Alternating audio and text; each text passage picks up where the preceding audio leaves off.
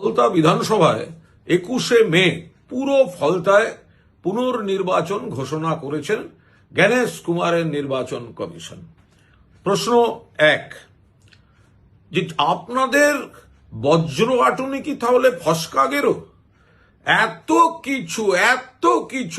কিছু তারপর গোটা ফলতা জুড়ে রিগিং হলো, আর আপনারা দিনের দিন ধরতে পারলেন না।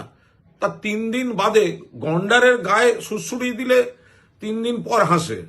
তো আপনাদের কি এত রিগিং হলো যে ডে অফ ইলেকশন ধরতে পারলেন না? প্রশ্ন 2, আপনাদের মুজরো সিংহাম, তো সে তো এত ডায়ালগ, তো সে দাঁড়িয়ে রইল, আর এত রিগিং হলো, তো ওকে আগে সাসপেন্ড করুন। তাহলে ও কেন পার পেয়ে যাবে? ওর অ্যাকাউন্টেবিলিটি কি? 3, এত কোম্পানি, সেন্ট্রাল ফোর্স, সেনা, আধা সেনা, তো তারা গোটা ফলতা জুড়ে রিগিং ধরতে পারলো না।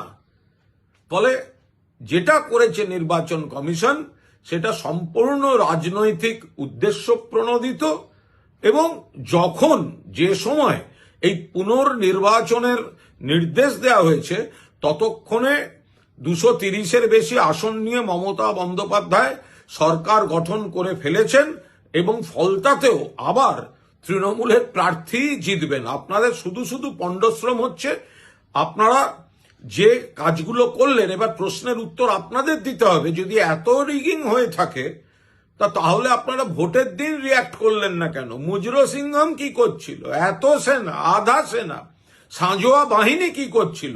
ঘুম ভাঙলো 3 দিন পর রাজনৈতিক ছক কষে। ফলে এটা প্রহসনের সিদ্ধান্ত নিলেন এই জ্ঞানেশ কুমার অ্যান্ড কোম্পানি।